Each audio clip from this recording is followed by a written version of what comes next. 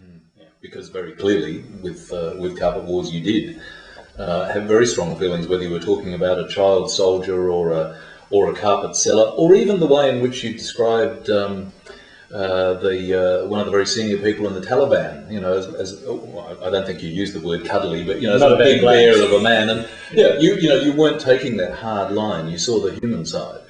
And the other thing that was important for me was that I discovered somehow that I wrote best if I felt something about what I was writing about.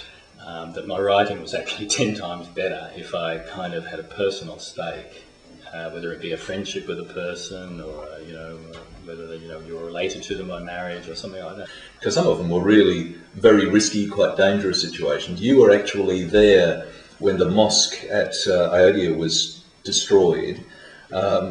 And you weren't there just as a journalist, in a sense, because for your own survival, if nothing else, you know, you actually had to wear the militants' head wrap and shout slogans and so on. I mean, that must have been an extraordinary situation to experience. Yeah, I mean, that was one of the low points. This is an event that occurred in India about 15 years ago now, where there was a political party that was trying to mobilise people on the basis of the Hindu religion, and sort of to divide India between Hindus, Muslims and Sikhs and Christians. And they had focused on a mosque that had been built, according to them, on the ruins of a temple that Muslims had destroyed a few hundred years before. So they gathered a few 100,000 people and they went to this small temple town in northern India and they pulled the mosque apart brick by brick. And of course, this was a very provocative action in India, where 15% of the population is Muslim. That's 150 million people. And there were thousands killed in rioting that followed that act, and I was there. I knew that there was a potential for something to go wrong on that day, because they'd assembled so many kind of loonies in the one spot, and they did, and it was one of the ugliest things I'd ever seen. These young men, overwhelmingly, virtually no women, hardly any, revved up with political fervour. Committing an act that was designed to humiliate other people purely on the basis of their religion.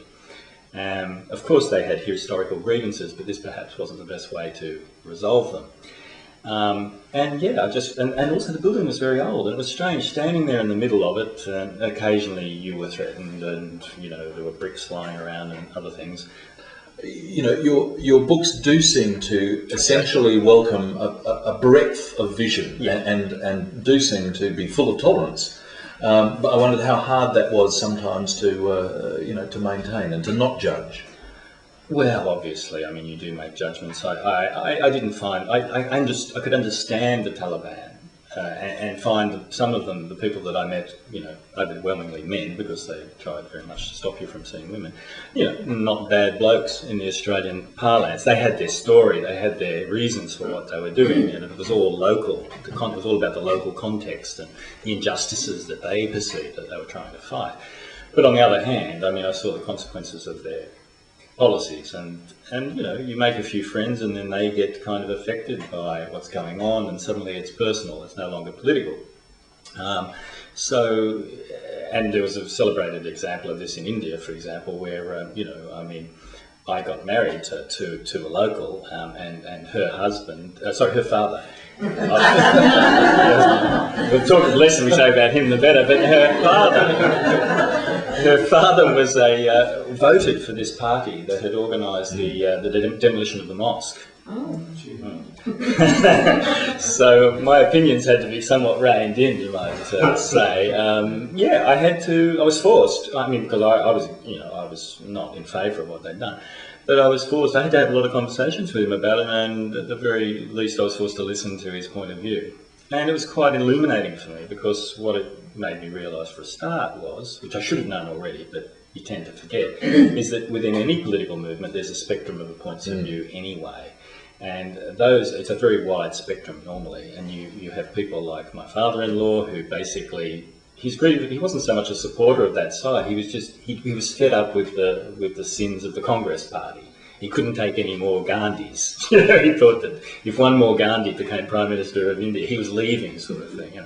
So he was kind of reacting within their paradigm, and I started to realise that he was one sort of person. It didn't make him necessarily a bad man, because he voted for that party. And I think even here in Australia, we probably are a bit tribal in our politics. We have our left factions and our right factions. Yeah, and you know, some people won't talk to you if you vote Liberal, you know, or Labor or whatever, and it's probably taking it a bit far, actually. So I think that sort of basic position is what shifted with me, and I did start to, you know, appreciate the fact people have their reasons for what they do.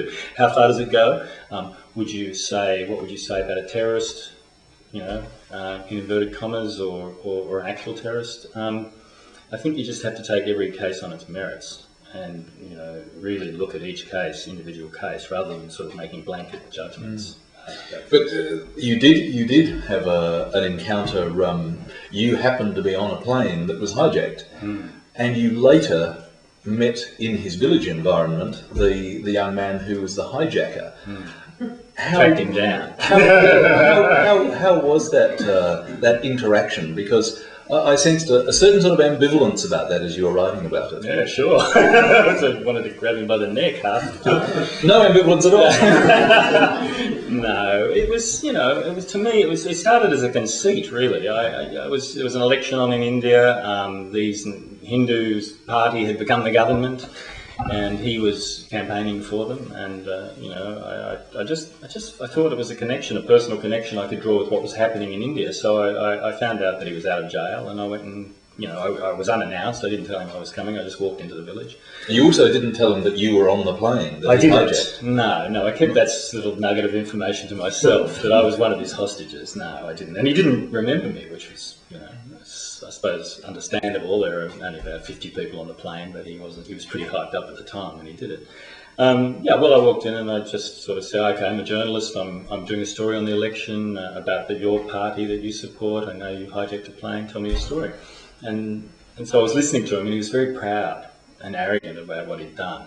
He was boasting about the fact that he'd done a great thing for the Hindu nation and that he'd do it again any day. I hadn't decided whether I was going to tell him when I first got there. I had no preposition on that. But during the course of the meeting, I thought, well, we've got to bring it down a peg or two. So I started telling him about how I was once on a plane, and how actually I just got engaged to be married, and you know, all the preparations were taking place, and then how my wife's family and my own family had been devastated because they'd heard news reports that the plane was hijacked, and they knew I was on it, and all of this, what a terrible thing it was, and you know, then I told him, yes, it was you were the one who did it, and a dramatic moment. Yes. You could have swallowed that grand piano out there. It was quite one of those moments, and but he recovered pretty quick, and you know, he apologised to my family for any inconvenience that had been.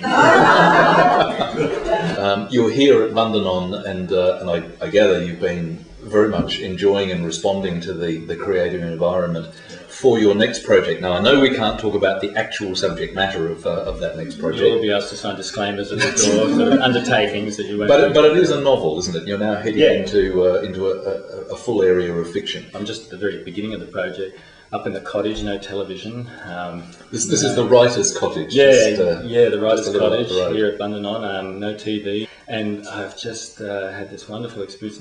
You know, not being disturbed basically, and been thinking through all the big issues about the differences between novels and non-fiction books, and starting to find that the characters in fictional writing are no less hard to deal with than those in real life. Well, we very much look forward to the publication of that piece of fiction. It's been wonderful here at Bundanon to be able to share some of the vision and some of the insight of a great Australian author. So would you please thank once again Christopher Kremmer.